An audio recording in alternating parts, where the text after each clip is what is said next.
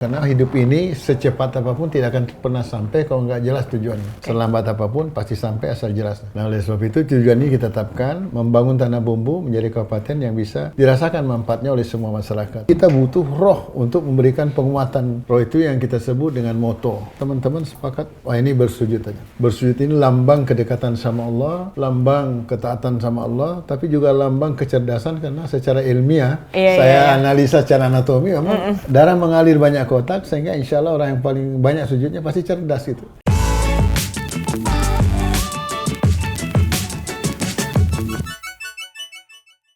Halo sahabat Kompas.com, ketemu lagi sama aku Mutiara Berta di Nusaraya. Dan kali ini kita bakal bercerita soal Tanah Bumbu bersama special guest kita. Halo, selamat datang Pak Zairullah Azhar. Terima kasih. Assalamualaikum warahmatullahi wabarakatuh. Apa kabar Pak? Baik? Alhamdulillah ya. Iya. Boleh disapa dulu sahabat Kompas.com di rumah? Seluruh sahabat Kompas.com ya. Terima kasih diberi kesempatan sama Kompas di Jakarta ini. Silaturahim ya. Ini habis dari Jogja ya Pak ya? Dari Batu Licin, Banjarmasin, Surabaya, Jogja. Tadi pagi mendarat Jakarta. Oh, keliling ya Pak ya? Keliling. Ini ada program apa nih Pak keliling nih? Ada rapat dengan teman-teman pengurus LKSA yang baru. Oh, mungkin nanti kita bakal bahas soal LKSA ya. Siap. Pak, ini Tanah Bumbu. Tahun 2008 tuh dapat predikat ini ya, kabupaten terbaik se-Indonesia.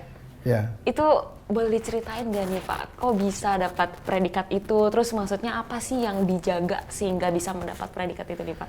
Jadi terima kasih ya. Jadi Tanah Bumbu ini sebuah kabupaten baru. Itu dia terbentuk 2003 ya. Diresmikan oleh waktu itu Pak Hadi Sabarno, Menteri Dalam Negeri. Kebetulan saya bupati pertama waktu itu sampai 2010. Nah, perjalanan kabupaten baru Tanah Bumbu ini memang menarik ya. Jadi memang alhamdulillah kita waktu itu berkomitmen dengan semua teman-teman. Karena kabupaten baru saya dilantik sendiri loh. Nah, tapi waktu itu saya mengajak teman-teman dan sebagian besar guru yang ada di sana yang akhirnya kita jadikan kepala dinas ya. Karena kabupaten baru banyak orang yang belum yakin mau jadi apa nih kabupatennya.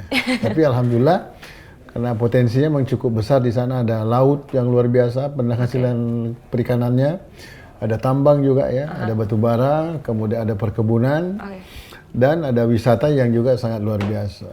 Demikian juga ya tentu ya pertumbuhan ekonomi masyarakat.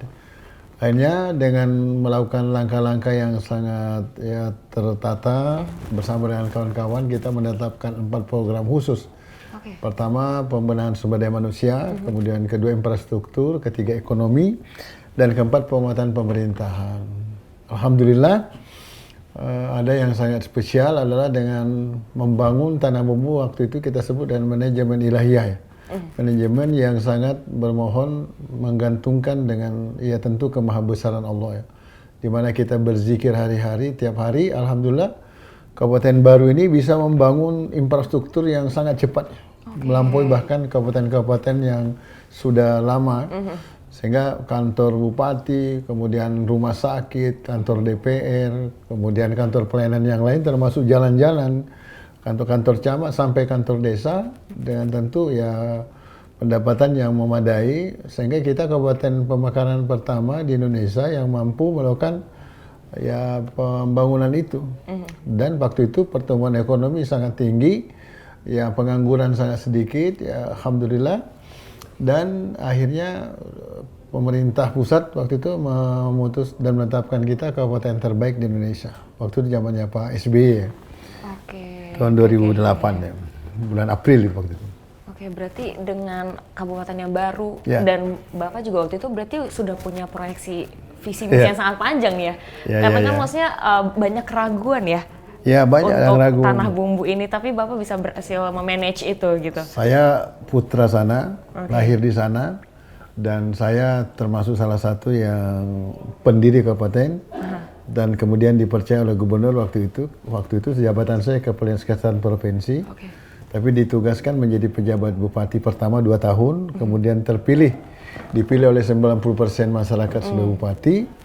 Akhirnya punya kepemimpinan, alhamdulillah ya berhasil. Tentu dengan doa, dukungan semua ya komponen ya. Pemerintah kita yang terbatas, tapi juga masyarakat. Alhamdulillah memang luar biasa percepatannya Tanah Bumbu. Kata Pak SBY waktu itu bayi ajaib kan. Bayi ajaib. Oke. Iya. Karena dengar cerita Bapak tadi memang pesat sekali ya pertumbuhannya. Sangat pesat. Dan Bapak ini udah periode kedua ya? Sekarang setelah saya sejak 2010 mengakhiri tugas, saya kebetulan masuk di Senayan 2 periode.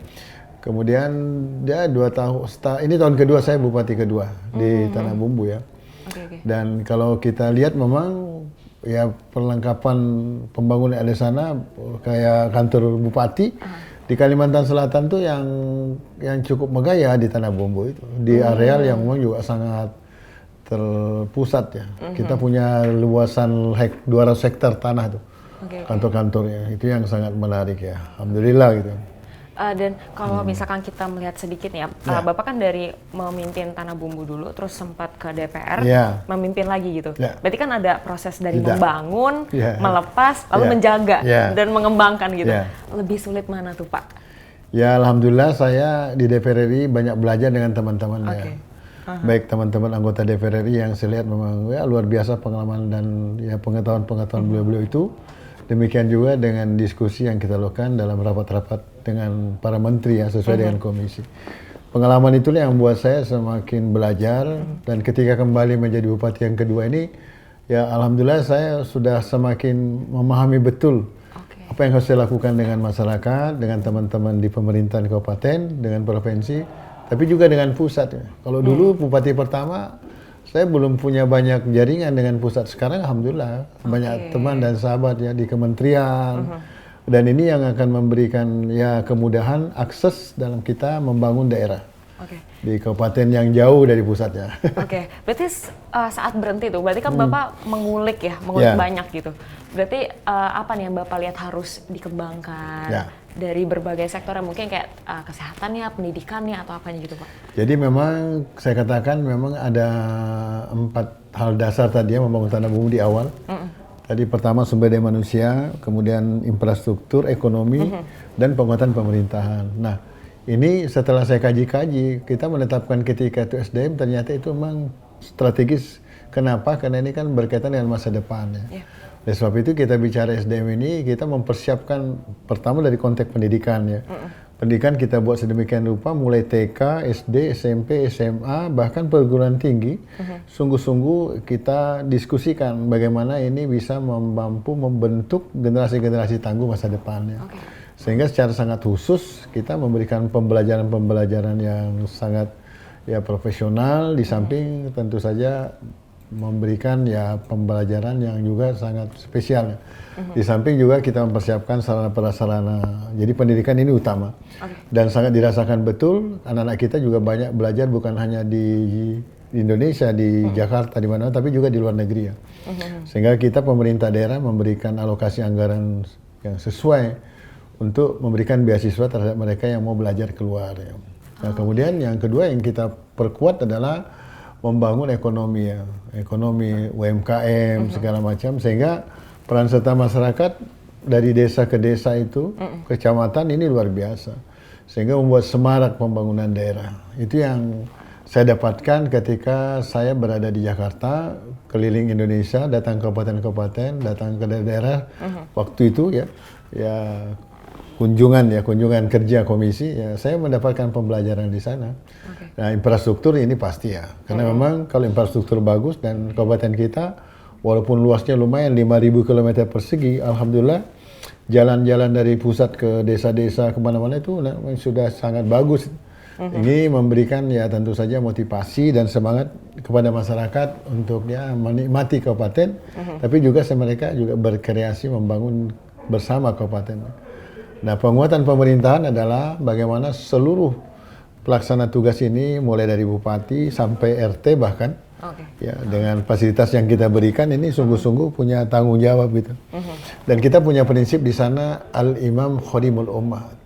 Pejabat itu pelayan maksudnya. Jadi kita ini makin tinggi jabatan makin tinggi tugas melayani. Dengan demikian ini memberikan tentu saja ya yang sangat kita perlukan peran serta masyarakat kan. Masyarakat hanya sungguh-sungguh juga percaya dan mau ikut terlibat. Itu yang menurut saya membuat Ya, alhamdulillah hari-hari ini saya merasa bahwa ada sesuatu yang saya dapatkan setelah saya belajar banyak di Jakarta dengan teman-teman di DPR ya, waktu saya di DPR RI ya. Berarti dari pusat supportnya oke juga nih berarti. Wah, luar ya? biasa, alhamdulillah. Teman-teman saya di pusat luar biasa membantunya sekarang ya. Jadi sekarang saya malah lebih luar biasa dibanding dulu. Oh, dulu sendirian, sekarang teman banyak. Oh ya, demi tanah bumbu yang lebih baik nih ya. Namanya juga tanah bumbu ya. Tanahnya ada bumbunya. Banyak cita rasa di dalamnya tuh ya. Alhamdulillah, insya Allah. Dan aku juga mau bahas sedikit soal semacam slogan ya, bumi bersujud ya. Ya. Boleh ceritakan nggak sih, karena aku melihat itu sebagai sesuatu yang menarik juga nih. Ya, terima kasih. Jadi memang waktu kita membangun tanah bumbu itu ada pemahaman yang penting ya. Jadi harus ada kita tetapkan rohnya gitu. Apa sih dasar? Pertama kan tujuan jelas ya, karena hidup ini secepat apapun tidak akan pernah sampai kalau nggak jelas tujuannya. Selambat apapun pasti sampai asal jelas. Nah, oleh sebab itu tujuan ini kita tetapkan, membangun tanah bumbu menjadi kabupaten yang bisa dirasakan manfaatnya oleh semua masyarakat. Nah, oleh sebab itu untuk ini kita butuh roh untuk memberikan penguatan. Roh itu yang kita sebut dengan moto. Nah, motonya waktu itu saya dapatkan justru dengan diskusi dengan teman-teman dari para guru, tetua dan tokoh. Ya, terutama waktu sholat, teman-teman sepakat, wah ini bersujud aja. Bersujud ini lambang kedekatan sama Allah, lambang ketaatan sama Allah, tapi juga lambang kecerdasan, karena secara ilmiah orang yang sujud itu otaknya berada paling bawah ya. Saya dokter ya, saya analisa secara anatomi memang darah mengalir banyak ke otak, sehingga insya Allah orang yang paling banyak sujudnya pasti cerdas itu. Kita lihat ulama-ulama, maaf ya, itu makin tua makin hafal beliau segala macam, makin luar biasa ilmunya. Ya karena otaknya seakan-akan dicuci setiap waktu gitu. Jadi lambang itu bersujud, dan lambang tidak boleh ada kesombongan. Dan bersujud itu singkatan ya? Iya, bersih, syukur, jujur, damai. Jadi kebersihan ini landasan semua apa yang kita lakukan ya. Jadi kalau bahasa agamanya itu an-nazafatul minal iman, kebersihan sebagian dari iman. Bersih, syukur, orang yang bersyukur pasti dijanjikan sama Allah tambah terus. Bersyukur tentu dengan aplikasi sikap, apa yang kita kerjakan harus sungguh-sungguh kan. Bersih, syukur, jujur. Nah, jujur ini kan pakaian yang paling dahsyat yang dimiliki oleh, khususnya di agama Islam itu kan Nabi Muhammad. Itu yang membuat beliau menjadi Nabi. Nah, kalau ini kita miliki, insya Allah kita akan mendapatkan banyak sekali kedahsyatan hidup. Nah, yang terakhir aman, ini perlu memang ya supaya semuanya enak ya. Jadi bersih, syukur, jujur, damai ini moto yang menurut saya ya sangat luar biasa ya, kompleks, universal, mendasar, dan insya Allah mengenal lah, dirasakan lah oleh semuanya. Aku boleh tarik mundur lagi nih nggak? Silakan. Tadi aku agak penasaran nih ya, karena kan tadi bayi yang meningkat pesat gitu ya. Maksudnya waktu Bapak pertama kali ditunjuk nih, maksudnya Bapak sepede apa sih bisa mengangkat tanah bumbu ini, Pak? Ya, saya memang ya punya impian dan cita-cita bahwa Kabupaten Tanah Bumbu ini dulu kerajaan ya, 1706. Luas sekali wilayahnya, tapi setelah kemerdekaan menjadi kecil, hanya 500 km persegi. Nah, saya punya impian dan cita-cita bahwa ini memang harus menjadi sesuatu yang aneh gitu, yang spesial. Kenapa ini kita jadikan kabupaten? Karena tentu kita ingin merubah sesuatu, dan ini harus dirasakan oleh semua masyarakat. Oleh sebab itu harus spesial juga. Nah, saya sangat yakin, dan keyakinan saya ini memang sangat dilandasi oleh, ya tentu saya banyak belajar ya dari para orang tua, para guru-guru, para ulama khususnya, bahwa keyakinan kita ini asal kita mendapatkan pertolongan dari atas, pasti kita bisa memberikan sesuatu yang di luar sangka orang yang biasa, sesuatu yang luar biasa lah. Dan kita pasti bisa melakukan itu. Nah, itulah yang membuat saya merasa punya kekuatan, dan saya memang punya kebiasaan banyak belajar ya. Saya merasa saya tidak punya apa-apa, kurang. Saya belajar, saya datang kepada orang-orang pintar, kepada teman-teman, baik dia pejabat atau apa saja. Saya bertanya dan mohon bantuan. Itu yang saya lakukan. Sehingga keberhasilan saya ini bukan saya, tapi ini semuanya. Terutama masyarakat Tanah Bumbu, mulai dari orang tua sampai bahkan anak muda. Semua terlibat ya. Karena anak muda juga ikut ya. Mereka sangat ya antusias lah. Bergerak untuk membangun kabupaten. Karena harapan kami itu Kabupaten Tanah Bumbu ini memang bisa memberikan solusi terhadap kehidupannya, terutama anak muda hari ini. Dan alhamdulillah hari-hari ini kita sudah mendapat hadiah juga dari Menteri Tenaga Kerja. Kita membangun di sana balai latihan kerja tingkat nasional ya, di Kabupaten Luli. Di mana akan memberikan pelatihan, pendidikan kepada pencari tenaga kerja, sehingga mereka boleh kerja bukannya tanah bumbu, tapi boleh di Jakarta, di mana-mana, karena akan kita bekali dengan keilmuan, bukan hanya ilmu profesional, tetapi juga bahasa. Ya, bahasa Mandarin, bahasa Inggris gitu. Belajar bahasa juga penting ya? Iya, sangat penting. Iya. Itu dia. Dan berbicara pendidikan, aku sempat lihat di YouTube, aku nonton profil dari Tanah Bumbu. Aku sempat lihat kalau di zaman sebelumnya tuh ada tren pendidikan hanya sampai SMP ya. Dan sekarang udah mulai SMA dan tadi ada belajar bahasa segala macam. Itu gimana tuh? Ada tantangan nggak Pak dalam meningkatkan kesadaran pendidikan itu? Ya, memang sangat besar tantangannya. Pertama tentu saja ya fasilitas yang kita siapkan di pemerintah ya. Kita pemerintah daerah ini kan terbatas ya. Tapi ya karena kita memang punya komitmen itu, maka kita siapkan. Kemudian yang kedua tentu saja ada beberapa hal yang berkaitan dengan birokrasi, di mana SMA itu kan ada pada tingkat provinsi ya, yang kita koordinasi. Kita berharap sekolah yang kita bangun di sana itu mulai TK, SD, SMP, SMA, ini minimal standarnya standar nasional ya, sehingga bisa membuat masa depan anak-anak. Nah kemudian kita juga bangun perguruan tinggi gitu. Nah lalu kita memberikan katakanlah ya beasiswa bagi mereka yang punya prestasi.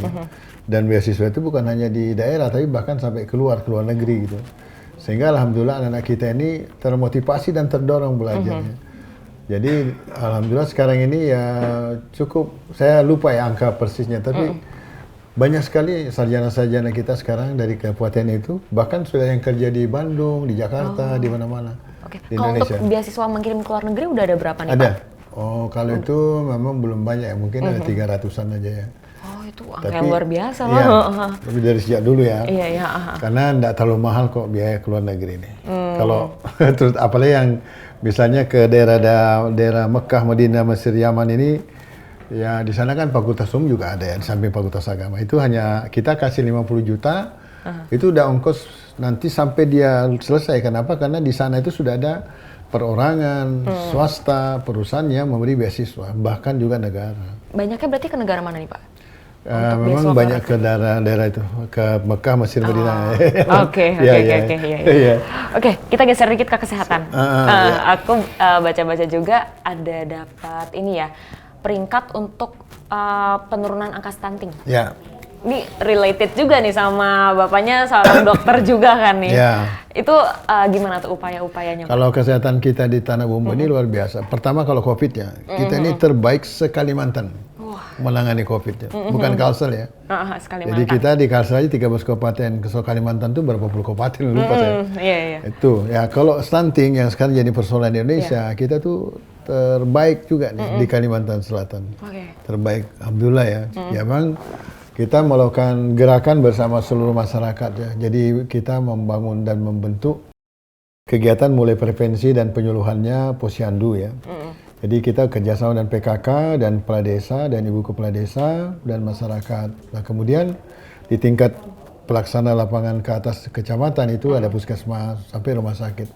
Tapi lintas sektor mulai Kapolsek, Kapolres, Dandim, Kapolsek, ini semua terlibat nih. Kita memang kerjasama luar biasa. Namanya di kampung. Boleh-boleh menjadi bapak asuh. Sehingga kalau ada anak-anak stunting itu langsung ada bapak asuhnya. Tidak ada satupun anak stunting di Tanah Bumbu yang tidak punya bapak asuh. Selalu langsung ada yang menangani, memberikan gizi dan seterusnya. Nah harapan kita ke depannya ini tidak terjadi lagi. Dengan apa? Dengan ya tentu saja ada pembimbingan khusus kepada mereka-mereka yang akan menikah. Ya. Mereka harus tahu tentang persoalan gizi dan seterusnya sehingga masalah stunting yang di Indonesia sekarang jadi persoalan yang memang harus diatasi. Di daerah kita ini alhamdulillah sekarang kita terbaik di Kalimantan Selatan ya. Itu keren. Tadi alhamdulillah ya. Jadi kerjasama, kemudian penyuluhan yang penting, tapi ya memberikan penyadaran kepada kausatifnya terutama ya pasangan-pasangan yang akan menikah, pasangan muda khususnya, kemudian tentu saja kalau persoalan gizi ini kan masalah ekonomi. Nah ini yang kita atasi bersama-sama. Alhamdulillah. Kalau untuk ekonomi tadi kan berarti ada tadi ada penyuluhan ya, maksudnya memberikan wawasan bahwa kalau misalkan menikah gini-gini gitu. Kalau misalkan untuk ekonominya berarti ada pelatihan untuk pekerjaannya juga yang tadi terkait dengan pendidikan di awal itu ya? Ya, jadi kalau ekonomi ini kita membangun mulai ekonomi paling kecil di bawah ya, di masyarakat, mulai ibu-ibu tuh. Itu bersama saya memang punya program di mana kepala-kepala desa ini kita berikan penguatan ekonomi, ada alokasi anggaran khusus di APBD desa itu. Kita juga tambah dari kita untuk kepentingan ya ibu-ibu rumah tangga ini minimal pekarangannya dijadikan sumber ekonomi. Misalnya saja ya mereka menanam apa gitu, yang kemudian ada juga yang peternak perikanan dan seterusnya. Jadi memang kita sangat mendorong UMKM yang ada di masyarakat ya. Sehingga ini bisa menjadi dandasan penguatan. Tapi kita di sana memang banyak perusahaan. Nah perusahaan ini pada umumnya mereka ini mau menjadi bapak asuh ya di daerahnya masing-masing. Jadi memang di sana perusahaannya luar biasa. Mereka mau berbagi, terutama CSR-nya, sehingga alhamdulillah bisa membantu perekonomian masyarakatnya. Jadi dan sekarang ini kalau untuk Kalimantan Selatan kita pertumbuhan ekonomi tertinggi, 4,21%. Saya masuk waktu jadi bupati kedua itu saya di posisi minus 1,6%. Sekarang ini setelah hampir 2 tahun sudah menjadi plus 4,26%. Indonesia kan mau 5% belum nyampe juga nih. Tapi kita sudah 4,26%. Plus ya. Pesat banget ya Pak ya? Ya. Pesat sekali. Alhamdulillah. Ya, ini karena usaha, kerjasama dan doa. Bersama ya. Ya, itu ya. Semuanya alhamdulillah. Oke. Untuk masyarakat UMKM. Ya. Ada produk apa nih? Kerajinan kah? Apakah yang bisa dikasih tahu nih ke teman-teman di rumah? Kalau UMKM di Tanah Bumbu banyak sekali ya. Kalau di desa-desa itu ya tentu saja banyak ya. Kayak tumbuh-tumbuhan, perikanan dan terusnya. Dan itu memang ada spesifikasi yang diolah oleh ibu-ibu. Tapi agak khas di sana ada namanya kain tenun pagatan ya. Dan itu dulu di periode pertama saya sudah pasarkan sampai ke mana? Ke Italia, kemana-mana. Karena itu memang awalnya itu adalah tradisi. Di mana seorang wanita harus mampu membuat itu secara tradisional ya. Dan itu nanti menjadi dasar untuk kemudian dia boleh menikah ketika dilamar ya. Nah, sekarang ini itu kita kembangkan menjadi sebuah kreativitas atau usaha wisata, wira swasta, dan sudah ada beberapa ibu-ibu yang di sana yang memang punya bakat ya pengusaha ya kayak investornya lah ya, sehingga ini menjadi kerajinan yang sudah bisa memasyarakat di Indonesia ya, walaupun mungkin belum terlalu tersosialisasi ya secara lebih bagus, tapi alhamdulillah kita terus mendapat pesanan dari mana-mana itu.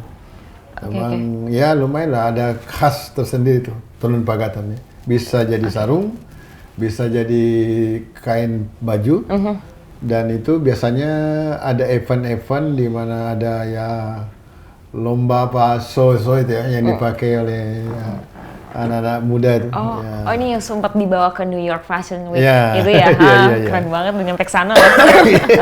Dan yang membawa ke sana juga ini ya ngadain pelatihan untuk para perajinnya agar lebih bisa ke anak muda gitu ya, masuk gitu, gitu ya. Gimana sekarang untuk perkembangannya Pak? Jadi memang sekarang ini kan luar biasa ya perkembangan ya teknologi itu. Terutama juga dengan kreativitas para pengusaha muda itu, mereka ya belajar dari mana-mana sehingga kemudian di daerah walaupun kita di kampung ya tidak kalah lah saya pikir dengan yang di kota-kota ya. Dan ini memang menjadi dorongan yang kita berikan kepada pengusaha-pengusaha dan kita memberikan support ya, minimal dalam kemudahan izin dan seterusnya. Dan kalau perlu modal kita akan bantu untuk ya mengusahakan misalnya ke bank dan seterusnya, kita rekomendasi. Berarti upaya dari pemerintah ini ada dana, kemudian juga memasarkan dengan event-event tuh Pak, pameran segala macam. Kita bantu. Wah, supaya maju. Kalau kain tenun itu di harga berapa sih Pak? Ada yang sampai 3 juta loh. Itu kainnya gitu ya? Yang memang yang kelas ya, tapi ada yang hanya 300.000. Ya memang tergantung lah ya, sesuai ya. Kalau yang kita pakai biasanya di kantor-kantor itu yang 300-an. Oke. Itu ada di e-commerce nggak nih Pak? Ya. Kalau mungkin teman-teman mau lihat ada di boleh. e-commerce nggak? Ada ya di ada. website yang jualan online itu ada ya? Ada online, kain ada. tenun pagatan Kain nyarinya tenun ya? pagatan ya. Oke. Ada lagi nggak nih produk UMKM yang ini kan baru satu nih kain tenun, ada lagi nggak nih yang bisa Bapak promosikan nih? Ya, yang sekarang ini kita nih kebetulan punya itu loh. Kayak obat-obat ya. Kayak benalu batu ya. Oke. Itu obat-obat yang sangat spesial. Kemudian ya tapi ini obat-obat tradisional ya. Kayak yang ditemukan oleh anak-anak kita di Kalimantan Tengah. Di kita juga ada tuh. Jadi ini memang baru mulai diolah tapi belum. Okay. Tapi, untuk obat apa nih Pak? Ya ada obat diabetes, obat ya untuk orang tua ya. Kolesterol macam-macam. Berarti nyilu sendi juga ya, ada ya? Kan ada kayak yang di pedalaman Dayak kita kan ada ya. Iya. Ya itu ada tuh untuk ya obat-obat tradisional lah. Ya. Okay. Alhamdulillah. Pak di Kalimantan ini lagi pembangunan ibu kota negara baru ya Pak. Dan daerah-daerah sekitar kan menjadi penyokong nih IKN. Kalau dari Tanah Bumbu sendiri ada upaya apa nih untuk menyokong IKN-nya itu Pak? Tanah Bumbu ini salah satu kabupaten yang dekat dengan ibu kota negara yang baru nih di Panajam sana. Kita jaraknya lebih kurang 300 km ya, paling lama 5 jam nyampe. Oleh sebab itu kita mendapat tugas dari pemerintah pusat untuk mempersiapkan kita ini sebagai penyangga. Nah sekarang sudah dibangun beberapa industri yang cukup besar, ada 11 industri insya Allah. Yang sudah terbangun ada 3 ya. Kemudian kita juga membangun wisata ya. Wisata termasuk ada Masjid Terapung di laut ya. Terapung? Ya, Masjid Terapung di laut insya Allah ya tahun ini selesai. 6 bulan lagi selesai. 6 bulan lagi. Kemudian di samping itu kita memperbaiki jalan-jalan dan yang mungkin program yang besar yang kami mohon bantuan pusat ini, kita ingin membangun bendungan ya. Bendungan ini ya sekitar ya 20.000 hektar itu akan mampu mengairi sawah baru 28.000 hektar. Kemudian yang luar biasa ini akan menjadi sumber pendapatan ekonomi masyarakat dan mencegah terjadinya banjir di Tanah Bumbu. Tapi yang luar biasa hasil riset dari Jepang itu ini akan mampu menghasilkan tenaga listrik 100 megawatt lebih. Nah ini maksud kita nanti bisa menjadi sumber untuk kepentingan menerangi listrik di ibu kota negara yang baru. Nah ini masalah kami sekarang ini tinggal ya pinjam pakai kawasan yang tentu ada di Kementerian Kehutanan dan Lingkungan Hidup ya.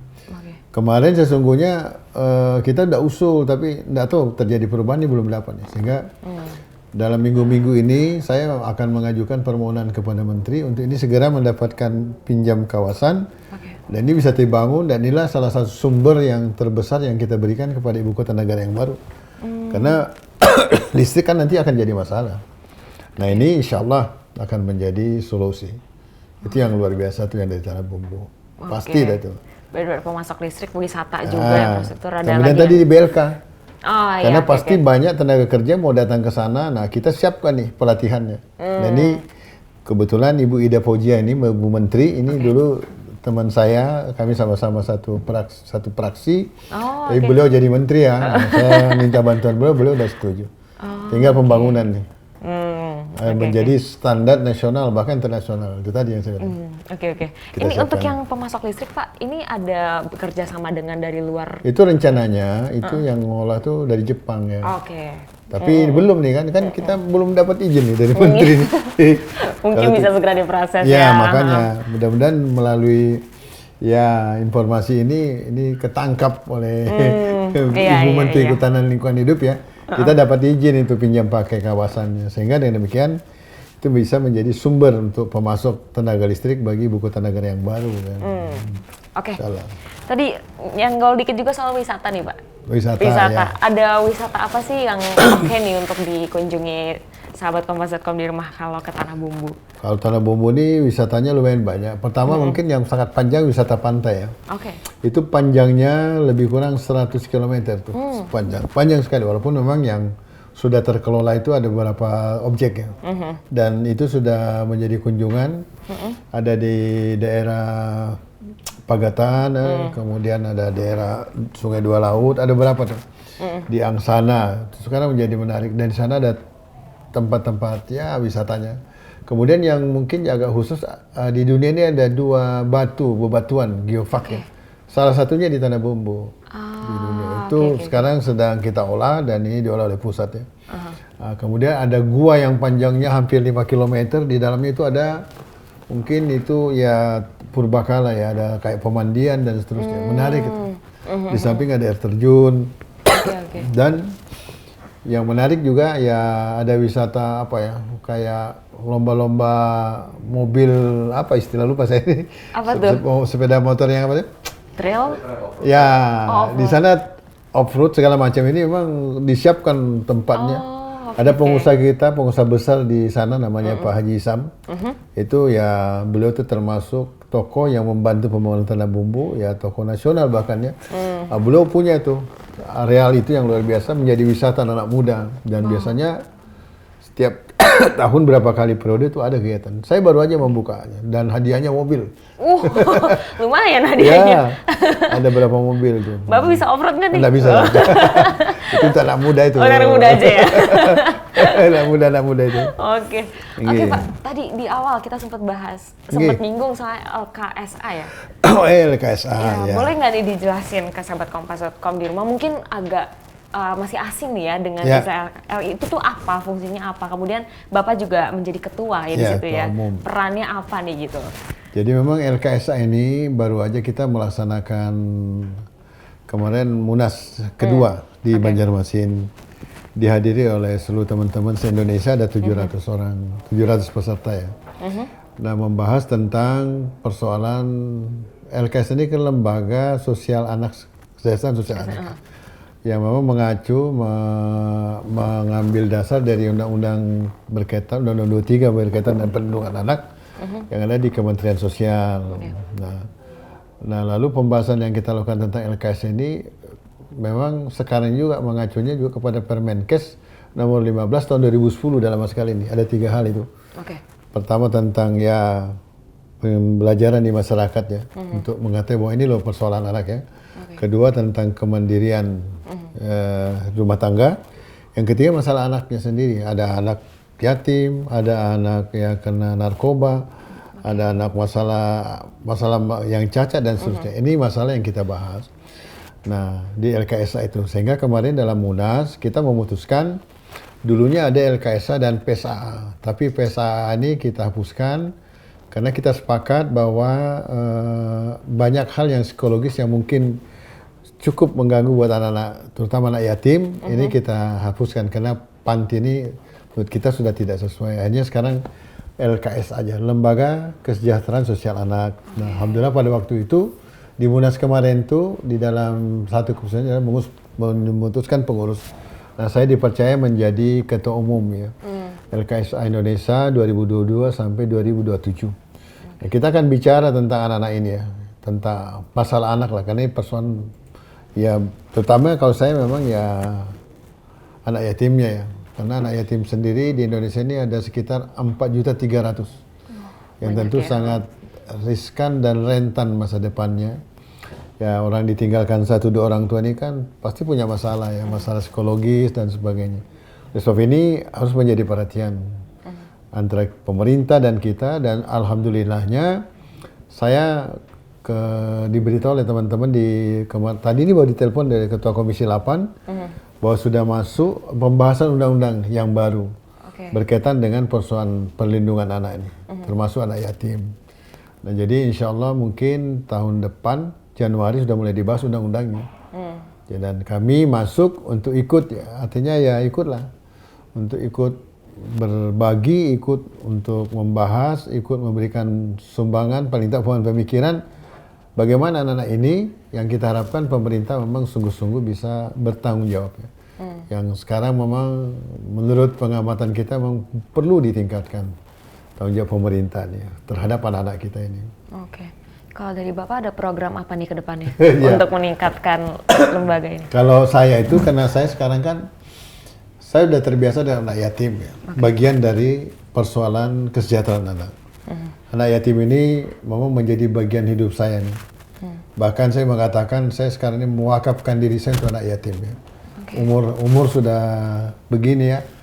Sisa-sisa umurnya akan saya gunakan sebaik-baiknya. Saya punya anak sampai sekarang ini ada 12.000 ya. Alhamdulillah ya, yang sudah lulus jadi sarjana ribuan. Ada S2 44, S1-nya 300 lebih, dan datang dari seluruh Indonesia nih. Saya tinggal bersama anak yatim itu di Batu Licin, namanya Istana Yatim Batu Licin, itu bisa dibuka di YouTube. Pendidikannya mulai TK, SD, SMP, SMA, dan perguruan tinggi. Dan saya juga punya kampus di Banjarmasin, itu ada fakultas ekonomi, ada sosial, ada komputer, ada teknik, ada tambang, ada listrik, ada pariwisata, ada hukum ya. Banyak kampusnya di Banjarmasin. Dan ini memang saya prioritaskan buat anak-anak saya itu. Artinya mereka yang anak yatim, sekolah sana full gratis ya, kuliah full gratis. Tapi anak yang lain tentu ya sama-sama lah win-win kita ya. Nah, sehingga program saya memang ke depannya, kalau sebagai ketua umum LKSA tentu saya bersama teman-teman nih bertanggung jawab bagaimana kita ya ikut memikirkan, kemudian bahkan mencarikan solution tentang kehidupan anak-anak dalam konteks yang sosial, khususnya anak yatim, karena ada ribuan panti asuhan di Indonesia yang beliau-beliau itu semua pejuang yang ikhlas dan tulus ya, mengorbankan segalanya untuk anak yatim. Ini harus kita pikirkan bagaimana solusinya. Itu kalau di LKSA. Tapi kalau yang khusus saya pribadi, dia di Istana Yatim ya akan saya jalan terus ya. Dan dari manapun anak yatim saya terima ya. Dari mana siapapun, semuanya buat saya anak-anak saya.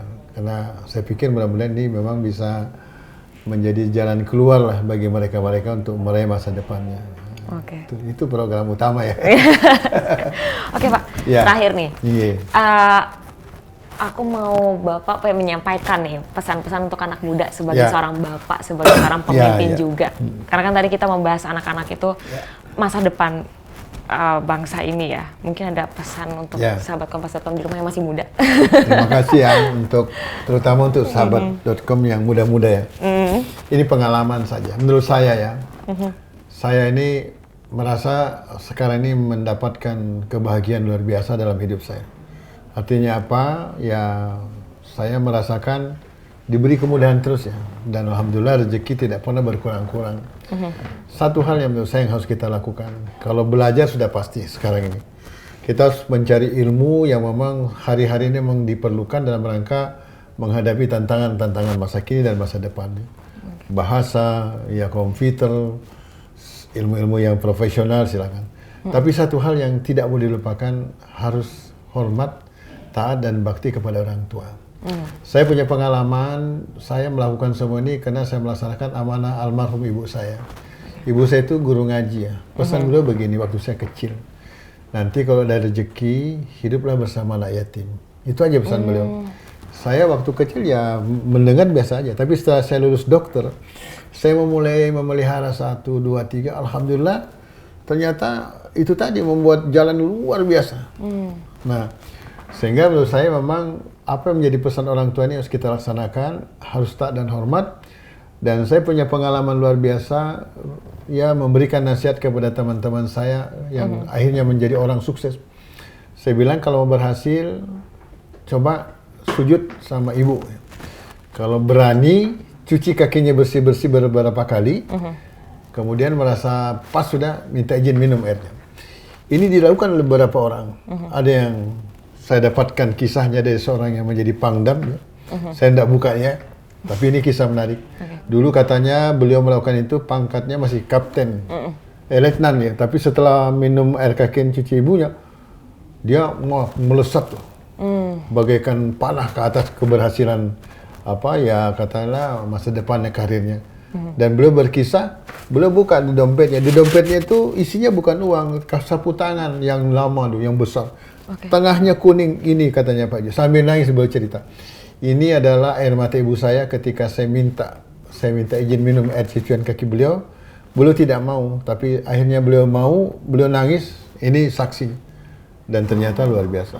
Dan ada juga beberapa sahabat saya yang tadinya miskin hidupnya, sekarang sudah rumahnya ada di Amerika, di mana-mana.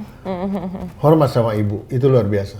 Nah, jadi anak muda saat ini menurut saya satu ilmu yang saya mau titipkan. Kalau ilmu yang lain pasti beliau-beliau ini sudah luar biasa ya.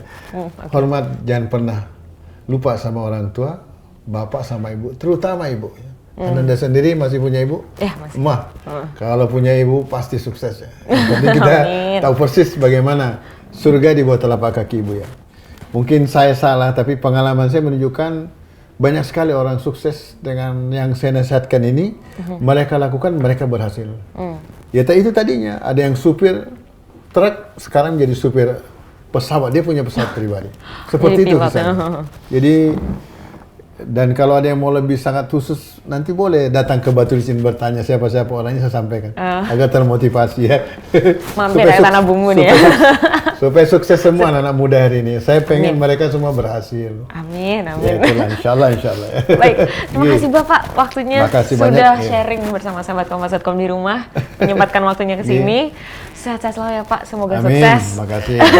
Oke, sahabat Kompas.com, terima kasih sudah menyaksikan Nusa Raya dan mendengarkan sharing sessionnya nih dari Bapak Zaidullah Azhar selaku Bupati Tanah Bumbu. Kalau begitu, sampai jumpa di Nusa Raya selanjutnya. Salam Nusa Raya, semangat Bhinneka Indonesia Raya.